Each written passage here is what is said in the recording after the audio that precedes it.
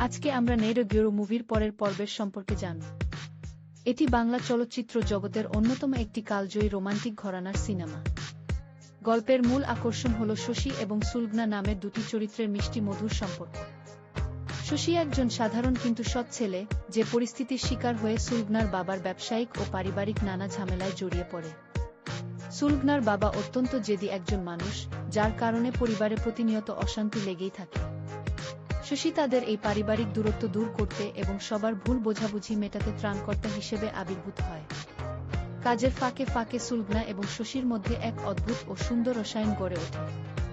নানা নাটকীয় ঘটনা, ভুল বোঝাবুঝি এবং হাস্যরসের মধ্য দিয়ে গল্পটি এগিয়ে যায়। এটি এমন একটি সিনেমা যা দর্শকদের আবেগ এবং হাসির এক চমৎকার অনুভূতি দেয় এবং শেষ পর্যন্ত ভালোবাসার জয় নিশ্চিত করে।